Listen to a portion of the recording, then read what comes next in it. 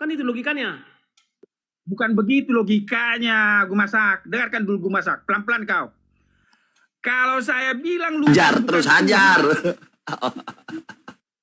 Kau kalau saya bilang bilang Lukas, Gantian Gumasak. Gantian kita bicara. Gantian. Waduh. kalau kau bantah perusahaanmu itu, karena udah 2 kali ini, 3 kali mungkin saya udah bicara.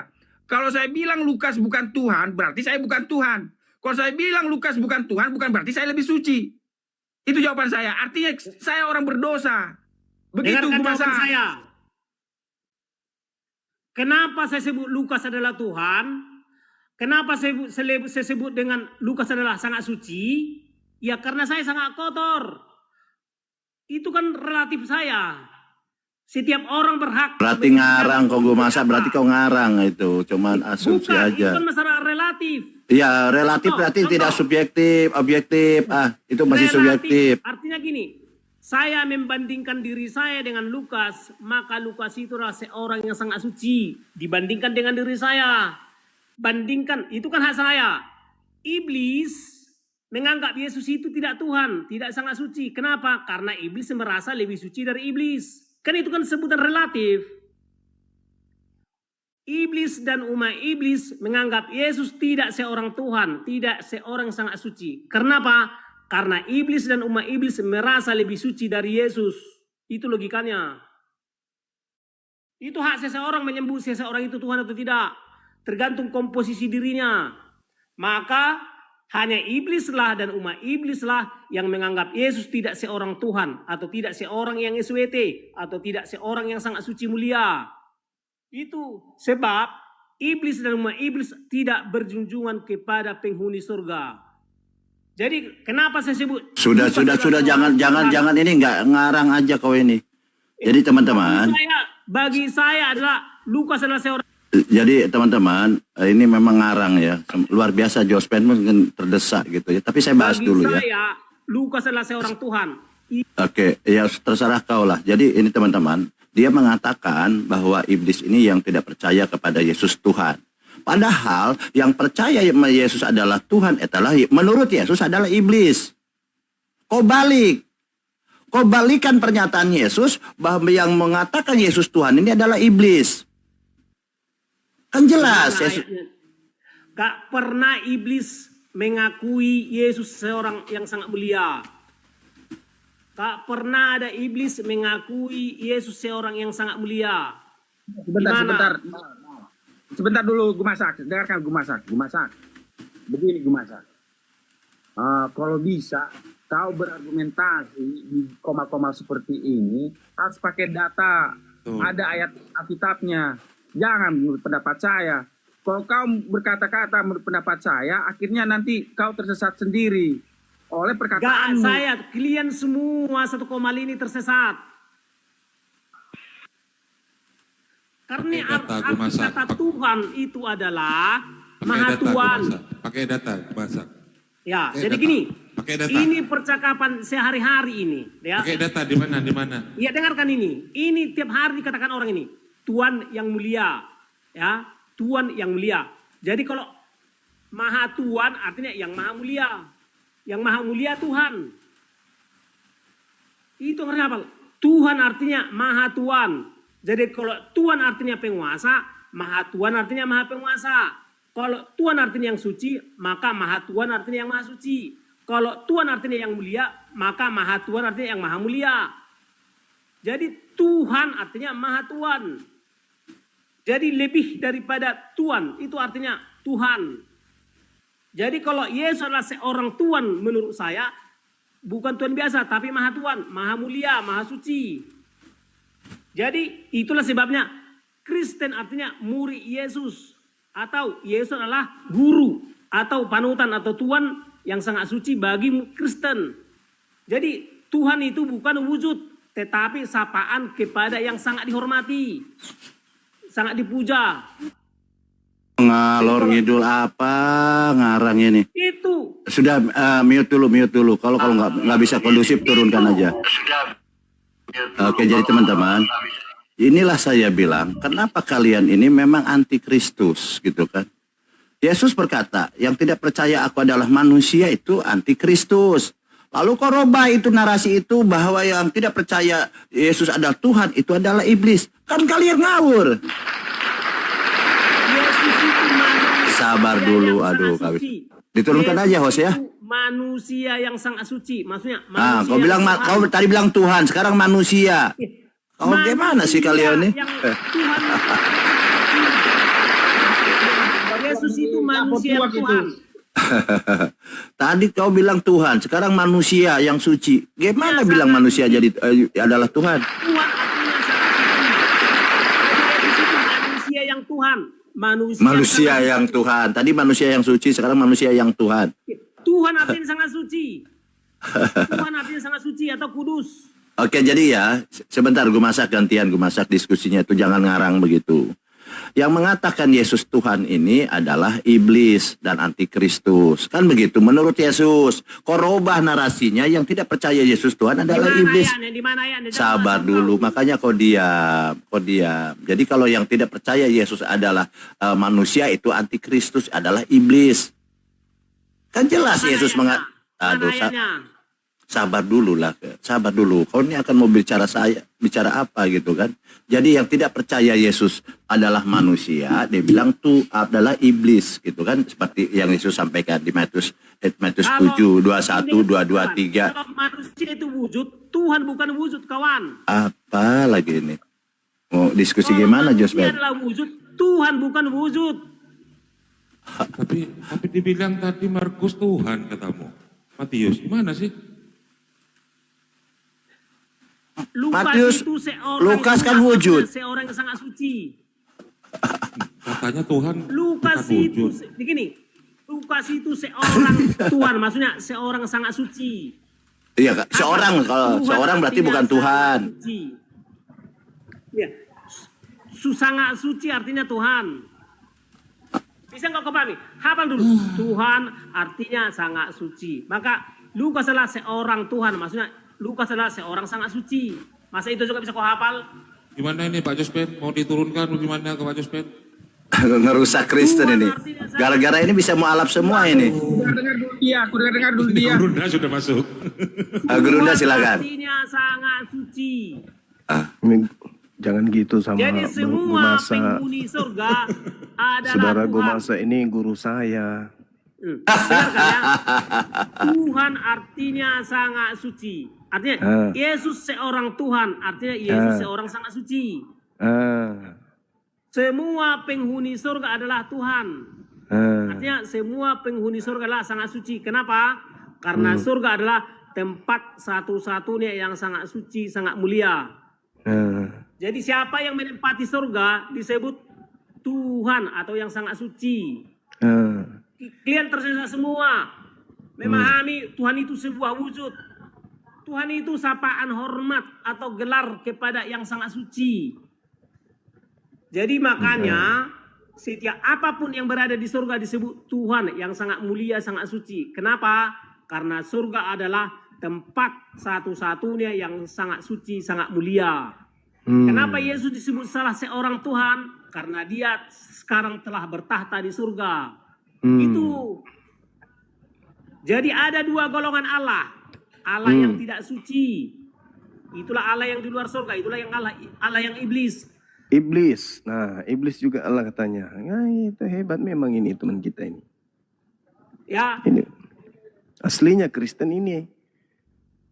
Setahu saya. Kalau Ada yang dua lain golongan itu. Allah. Nah, ini aslinya Kristen. Asli Kristen ini Ada kalau dua jujur golongan begini. Allah. Jangan mute ya. Pertama, Allah yang Tuhan, artinya Allah yang berada di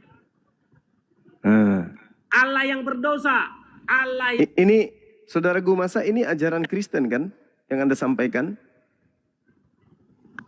Allah yang berdosa, itulah yang disebut iblis. Mati meja. Ada di luar surga. Makanya iblis adalah Jospen Iblis sampai adalah lari Pak Penatuanya. Waduh. para Allah yang berada di luar surga. Makanya tadi buang seharusnya nggak jelas. Penatua yang bagus tadi itu. Naik Jospen lah. Jadi ada Banyak mualaf ada ini golongan nanti. Allah. Aduh, Allah lagi yang Pak Jospen. Tuhan dan Allah yang tidak Tuhan. Atau Allah yang iblis. Aja nih Bang Juma Gurunda ini ajaran Kristen ini asli ini ya. Ada Iya. dua golongan Oh, Allah. Coba pantesan tanya, ya. coba tanya. Allah yang Tuhan. Saudara Gumasa, ini yang Anda sampaikan ini betul-betul ajaran Kristen kan? Ini nyata di Bibel. Nah, itu nyata di Bible. Oh, iya betul pantesan. Ya, oke. Berdasarkan Bible, tahu ah. Jadi Cocok ya. Bibel itu begini, mencatat begini. Ada dua Ya. golongan Allah. Eh, Ya. Dari wilayahnya. nah, Allah yang di dalam surga, para Allah yang dalam surga disebut Allah yang Tuhan. Para Allah yang di luar surga itu disebut Allah yang iblis. Yang Allah yang iblis, Allah berdosa. Yang diusir dari surga. Mereka lah yang mengaku-ngaku sebagai Sang Maha Pencipta di luar daripada Allah yang di surga. Jadi Tuhan itu Esa, maksudnya gini, semua yang suci satu kesatuan, ya. Maka tidak ada Allah itu Esa, yang ada Tuhan itu Esa.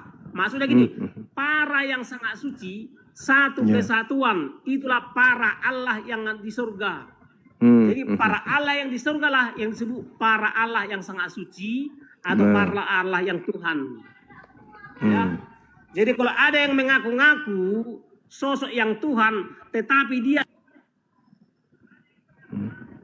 ini aslinya ini.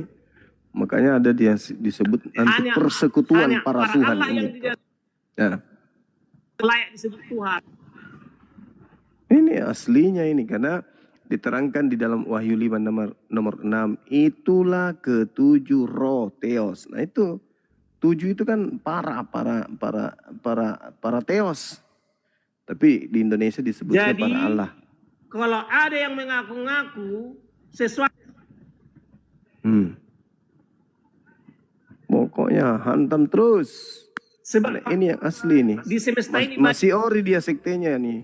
banyak Allah, Inilah ajaran Kristen. Waduh, gimana ini? ya. Kalian paham narasi saya? Nah, para Tuhan ini bisa mati nggak? Bukan para Tuhan, para Allah. Beda Allah dengan Tuhan. Bukan para Allah, parah sekali.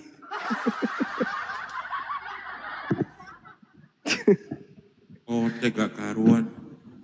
Selamat malam, abang-abang semua, Bang Juma, selamat malam. Pak, kau Iya. marah ubah nama akun kepo. Siap, hargai Bang Juma loh. Ini kan kesempatan kan kita bertanya, dapat jawaban, dapat ilmu. Jangan kalian kejang loh yang lain itu. Hargai Bang Juma ya. Bang Juma, boleh saya tanggapi temanya dikit aja? Boleh, silakan. Makasih Bang Juma. Perhatikan Iya. Bang Juma. Semoga bukan Bang Juma yang ikut setuju dengan temanya ya. Jadi kalau seorang Muslim memasang tulisan Tuhan mati, ya perhatikan Bang Juma ya. Mohon Iya. perhatikan. Seolah-olah kan dia berkata, kata itu niat itu lahir lewat tangan, lewat akal, kemudian turun di tangannya dia menulis Tuhan mati. Kalau abang ada tambahan na'udzubillah, saya bilang subhanallah. Betapa iman yang seperti itu harus dikoreksi. Karena kita yakin Tuhan bahasa Indonesia disematkan kepada Allah, ya, nama yang eksklusif dalam tauhid Islam.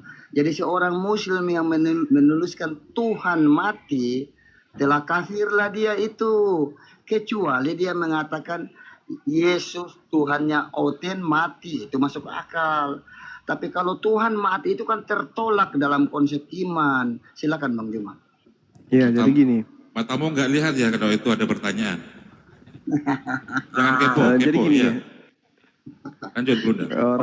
Orang Bang Kristen Juma. itu, orang Kristen punya Tuhan, orang Islam punya Tuhan, orang Hindu punya Tuhan, orang Buddha, masing-masing kemudian agama ini memiliki arah bertuhan, berkeyakinan terhadap sembahan-sembahan mereka. Nah, di antara sembahan ini ada yang dipercayai oleh pemeluknya mati. Itu maksudnya.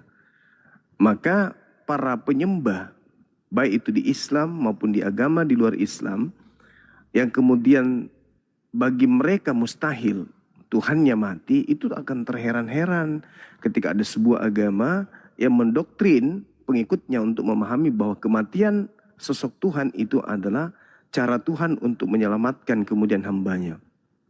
Makanya muncul tema ini, saudara. Jadi kita tidak perlu merasa bingung dengan tema ini, karena memang antara Islam dan Kristen, satu di antara dua agama ini ada yang sembahannya pernah mati gitu loh. Nah inilah yang dipertanyakan kemudian. Rasiokah kemudian ketika ada Tuhan itu pernah mengalami kematian? Itu maksudnya, Bang. Yohanes 19 nomor 30, maka matilah dia. Siapa itu? Yesus. Siapa Yesus? Tuhannya orang Kristen. Ya, makasih Bang Zuma. Tanggapan Ya. dikit. Di Komal Islam ada tema Tuhan mati. Di belakangnya na'udzubillah. Komal Islam ada tema Tuhan mati. Na'udzubillah. Nah ini yang saya maksud Bang Zuma ya. Artinya di situ tidak ada kalimat Kristen di tema itu ya. Jadi tolong koreksilah host ya kalau pasang tema.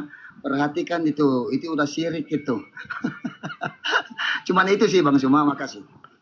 Iya, itu kalau kita punya cakrawala berpikir tidak seluas yang diperkirakan oleh teman-teman yang hadir di sini.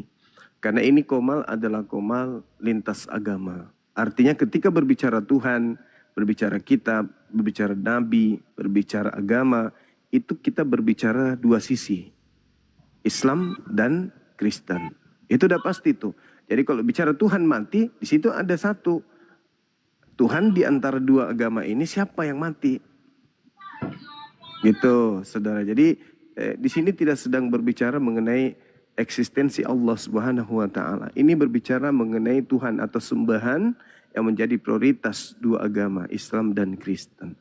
Karena dua agama inilah yang menjadi agama yang menjadi agama syiar atau agama yang diajarkan untuk disebarkan kepada seluruh manusia. Seperti itu. Yahudi tidak, Hindu tidak, Buddha tidak, hanya Islam dan Kristen. Nah, ketika berbicara mengenai konsep Tuhan, itu artinya dua agama ini. Siapa yang mati Tuhannya, Islam atau Kristen. Jadi Kristen tidak perlu, saudara Kristen kita tidak perlu malu-malu mengakui bahwa Tuhannya mereka memang pernah mati, kan gitu. Iya Bang, makasih Bang. Cuma saran sih itu. Gitu. Kalau ada kalimat melekat kata Kristen, Yesus ya saya terima. Gitu. Tapi sayangnya tidak ya. Nah, jadi itu cuma koreksi sedikit Bang Zuma. Makasih. Iya, sama-sama. Oke Putra, malam Putra. Oke silakan Bang Putra, ada Bang Juma, gurunda saya ini. Ini Bang Juma ini sudah terkenal ke luar negeri ya, ke mancanegara sampai ke planet. Ini planet-planet gak tahu Bang Juma ini adalah orang yang bijaksana, bijak sini, bijak situ. Seperti tadi menanggapi teman Anda. Tolong silahkan diuji apakah kecerdasan Bang Juma ini sampai di mana. Silahkan, karena pendeta, pastor, semua gitu ya, penatua ini mencret nangis menghadapi Bang Juma. Saya ingin tahu kecerdasan Bang Juma. Silahkan Putra. Maaf Bang Juma ya. Oke Bang, selamat malam semuanya. Ini tempat saya berising ya Bang, enggak? Iya, berisik Bang, cari posisi yang bagus Bang, yang sepi gitu loh Bang. Iya ya. Iya, noise. Karena Terganggu suara Anda, terganggu jadi nggak jelas. iya, tetangga saya lagi tahun baruan jadi waduh. Saya udah di posisi paling belakang sih ini, tapi masih terdengar juga ya. Iya, mungkin di kamar ke apa?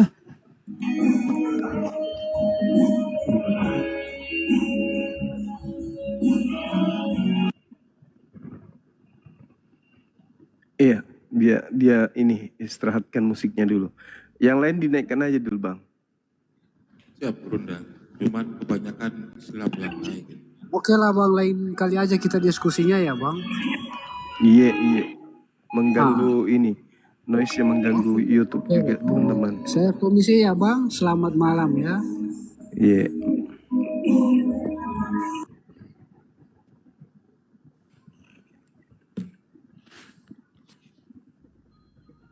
Saskia, selamat malam Saskia. Selamat malam Bang. Ya, Anda minta naik, ada apa? Eh, saya dari Merauke, saya sendiri Muslim. Oh ya, ada yang mau Alhamdulillah. disampaikan? Ya, Oke, depan belakang kiri kanan semuanya ini Nasrani lah, dari beberapa demon, ada 40 lebih demon di Merauke sini. Nah, saya selalu berdebat dengan mereka soal Tuhan mati. Nah, saya mau pertanyakan ini, kalau di dalam Bible kan dikatakan kalau sahabat Yesus itu kan disebut murid, sedangkan dalam Islam disebut hawarium ya kalau tidak salah. Iya.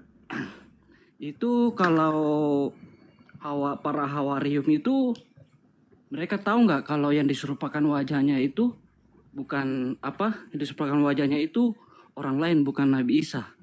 Terus kalau di dalam Bible, apakah murid-murid Yesus tahu kalau yang disalib itu bukan gurunya? Itu saja saya mau tanyakan.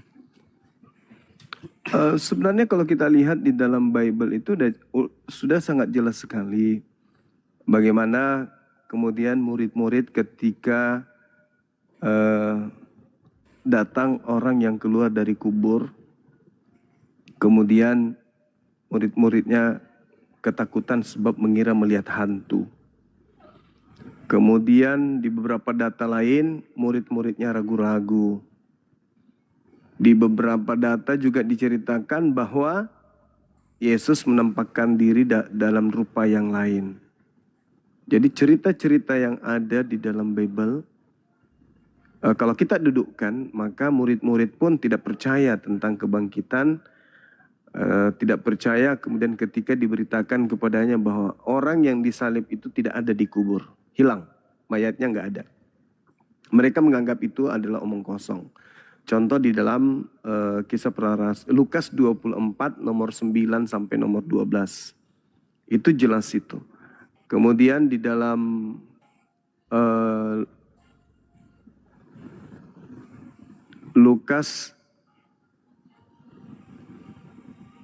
Matius 28 nomor 17 nomor 18. Jadi murid-murid pada ragu.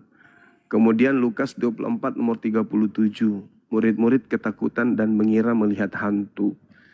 Artinya kalau kita lihat dalam pemahaman kekristenan hari ini, mereka menganggap bahwa yang keluar dari kubur itu adalah Tuhan. Tapi murid-murid awal mula menganggap yang keluar dari kubur itu hantu, mengira hantu, sampai mereka ketakutan. Jadi ada dua keadaan yang berbeda. Murid-murid asli berdasarkan Bible mengira hantu, orang di luar daripada mereka, kelompok mereka yaitu orang-orang di luar Yahudi justru menganggapnya Tuhan. Ini perbedaan yang sangat signifikan. Sedangkan kalau kita berbicara di dalam ajaran agama Islam, murid-muridnya tentu kemudian tidak menganggap bahwa gurunya yang disalib. Tidak ada data itu. Karena Tuhan menyerupakan Nabi Isa itu bukan kepada muridnya, tetapi kepada orang-orang yang menyalib. Berarti tidak ada kena-mengena terhadap sahabat atau murid Nabi Isa alaihissalam. Contoh kita baca di dalam Al-Quran, surah An-Nisa ayat 157, Bismillahirrahmanirrahim. Wa qaulihim inna qatalnal masiha Isa bin Maryam Rasulullah wa ma qatalu wa ma salabu walakin syubbiha lahum. Nah, diserupakan bagi mereka, siapa mereka ini? Mereka yang telah menyalib oknum tersebut, yang ingin kemudian membunuh Nabi Isa alaihissalam. Maka diserupakan bagi mereka. Sedangkan murid-murid tidak ingin menyalib Yesus gurunya, tidak ingin membunuh Nabi Isa gurunya. Berarti tidak berlaku pada mereka menganggap bahwa nabi mereka inilah yang disalibkan. Seperti itu, Bung. Dan itu datanya nggak ada. Kalau sahabat-sahabat atau murid-murid Nabi Isa alaihissalam percaya kalau dia disalib atau diserupakan. Begitu. Oke, terima kasih Bang Suma. Sama-sama. Saya orang Papua dari Merauke ini, di sini perbandingannya 1:20. antara Muslim dan Kristen. Iya, iya, iya. Tidak apa-apa, Bang. Kalau Insya saya Allah. kalau saya merantau di sini sudah lama sekali. Saya dari Sidrap, Rapang. Oh, iya, iya, iya, iya. Masuk balik kok tuh balik? Saya di Merauke. Oh, Merauke. Iya, ujung timur Indonesia. Ujung timur, iya, iya, betul, betul. Yang penting jangan ini tergoda, Oh. tetap istiqomah. Kalau di Perjuangkan Papua sendiri di kemudian. sini apologet Islam sudah adakah yang berdiri? Kalau secara lembaga belum. Belum, tapi pemerhati dari para apologet Islam di Papua itu banyak. Oh, kalau di Merauke sudah ada ya utusan atau? Kalau di Merauke kita belum ada kepengurusannya. Oh, belum ada. Aduh, di sini tingkat toleransinya tinggi sekali di sini. Iya, alhamdulillah. Cuma kadang kalau orang sini kalau kita berdebat soal agama, apa namanya, di dalam tadi saya ada dengar sedikit. Di sini tuh saya baru tahu kalau ternyata penulis-penulis kitab Bible ini atau Biblos itu ternyata bukan murid Yesus ya, itu ternyata ibaratnya kayak detektif lah. Iya, iya. Tidak ada datanya Karena- kalau itu penulis murid Yesus, tidak ada. Karena di sini dong percaya bahwa yang menulis itu semua murid Yesus. Saya pun Nggak juga ada. percaya kayak begitu. Tidak ada buktinya. Bahkan di Bible itu pada saat Yesus menyatakan semua firman diberitakan kepada muridnya, tidak ada murid menghafal apalagi menulis. Oke, host selamat malam. Wah, saya ulang Bang Juma, sorry ya. Saya turun tadi karena Bang Juma, ya saya tetap di bawah mau mendengar. Terus saya dengar Bang Juma, suaranya masih sehat, masih ada energinya, mempersilahkan untuk bertanya. Makanya saya memberanikan diri nih, naik lagi Bang Juma. Boleh ya, nggak apa-apa ya. Iya, tergantung dari hostnya, Bang. Moderator. Host boleh, ada abang berhak untuk menolak. Ada beberapa tema, salah satu tema yang saya bawa ini selalu agak kesulitan kalau saya naik di tingkat komal ya, apologet itu agak sedikit sulit mereka jawab. Makanya saya di bawah saya mikir apa salahnya saya naik kayak Bang Juma. Semoga dapat pencerahan di situ. Bisa ya, host? Apa yang mau angkat kau? Jangan kepo. Nama akunmu jangan kepo kemarin. Kenapa kau ubah Ya, sekarang kayak gitu? Betul, tenang saja. Jadi akun itu merupakan cara bagaimana melihat ketenangan Anda. Oke, siap ya. Boleh ya Bang Juma ya? Boleh dari sekte Saya bawa mana ini? sedikit. Ya, Dari sekte mana? ya, karesting saja Bang. Oh Oke, iya. saya bawa sedikit saja. Karena Quran tidak ditulis sebagai teks naratif lengkap. Contoh, perintah sholat muncul tanpa jumlah rakaat, bacaan waktu. Maka hadis harus mengisi kekosongan itu. Nah, ini yang agak rancu nih Bang. Bang Juma agak tenang ya. Iya. Salah satu Imam Al-Ghazali dalam kitab Faisal Tafrika Bayinal Al-Islam, ada kutipan terkenal nih Bang. Jika lafaz sahir bertentangan dengan dalil akal yang pasti, maka wajib ditakwil. Artinya tafsir akhirnya menjadi seni menyesuaikan teks. Kalau teksnya agak sedikit kurang ini bisa diterima akal. Oke, saya bawa satu contoh dan siap-siap untuk mendengar. Satu contoh dalam surah ke-18 ayat 86 di situ ada redaksi matahari terbenam di mata air berlumpur. Oke. Ini salah satu ayat yang menjadi dalil kenapa muncul tafsir akhirnya menjadi seni menyesuaikan teks agar teks yang tadi agak sulit diterima akal dipoles sehingga masuk akal. Contoh ayat tadi, matahari terbenam di mata air berlumpur. Bagaimana Abang Juma bisa menerangkan ayat itu kepada kami? Silakan Bang Juma. Kenapa? Ada apa? Iya. Itu penglihatan Zulkarnain itu. Silakan Meruda. Iya, itu bukan bercerita tentang ilmu pengetahuan secara sains, itu penglihatan orang sama seperti kalau saya berdiri di Pantai Losari pada sore hari, saya juga melihat keadaan yang hampir sama. Laut tiba-tiba menjadi berwarna keruh dikarenakan matahari udah condong kemudian untuk tenggelam. Itu mah biasa, itu Zulkarnain, bukan bercerita secara sains. Tidak ada masalah di sana. Lantas kemudian ketika Anda bercerita tentang waktu sholat, tentang tata cara sholat, lalu kemudian diuraikan maghrib 3 rakaat, isya 4 rakaat, kan perintahnya bahwa Nabi Muhammad diutus kemudian oleh Allah untuk menjelaskan isi Quran, untuk menjadi contoh. Nabi Muhammad datang menguraikan isi Quran, menjelaskan isi Quran, mempraktekkan isi Quran, kemudian umatnya mengikuti apa yang dipraktekkan oleh beliau. Jadi tidak ada masalah. Ketika dikatakan Al-Quran bahwasanya inna salata kanat 'alal mu'minina kitaban mawquta. Sesungguhnya salat itu merupakan kewajiban yang waktunya telah ditentukan oleh Allah terhadap orang-orang mukmin.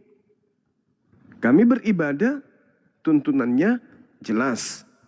Yang menjadi panutan kami adalah baginda Rasulullah Muhammad SAW. Sallu kama ra'aitumuni usalli. Salatlah kalian sebagaimana kalian melihat aku salat. Nabi Muhammad melakukan salat seperti apa yang terjadi terhadap lisan, perbuatan, tindakan beliau di dalam rangkaian prosesi ibadah salat. Kami umatnya mengikuti hal tersebut. Jadi tak ada kemudian yang membingungkan di Islam itu. Sangat jelas sekali aturannya. Sedangkan kalau di Kristen, Jumat Agung, apakah Yesus pernah memperingati itu? Enggak, cuman karena ikut-ikutan. Atau ibadah minggu, apakah Yesus pernah mempraktekkan itu? Tidak pernah. Atau berkumpul bersama para pemakan babi, apakah Yesus pernah kemudian mencontohkan itu? Tidak pernah. Berkumpul bersama dengan orang-orang yang tidak bersunat, apakah Yesus pernah mempraktekkan itu? Tidak pernah. Tapi kalau di Islam, Nabi Muhammad jelas bahwa dia turun ke atas muka bumi ini dibekali dengan ilmu Quran, lalu beliau kemudian yang diminta oleh Allah untuk menjelaskan isi Quran itu bil bayyinati waz zubur wa anzalna ilaika dzikr litubayyana linnas ma nuzila ilaihim wa la'allahum yatafakkarun. Apa yang kemudian Tuhan pencipta langit dan bumi inginkan terjadi terhadap manusia, Nabi Muhammad menjelaskan berdasarkan ilmu yang datang dari Al-Quran. Selamat malam semuanya. Itu jelas itu, saudara. Jadi di Islam itu ya, tidak ada kebingungan. Makasih Bang. Kenapa banyak kesamaan iblis dengan Muslim? Sabar kau masak, kau bikin kacau saja. Sebentar gue masak baru naik kau. Nanti kau mau bawa lagi pejabat-pejabat surga di depan Bang Juma, nggak pantas itu. Sebentar Bang Gumasak, bertahan dulu. Minta Oke, izin. nggak apa-apa, semua yang di sini lawan sama saya. Alah, kau sama lugas saja Gumasak. Oke Bang Suma, izin ya. Izin, ini saya semoga kita semua belajar ya. Ada juga di Bang Juma bahwa dialog Kristen Islam itu kok selalu mentok. Nah, saya punya sedikit narasi dikit.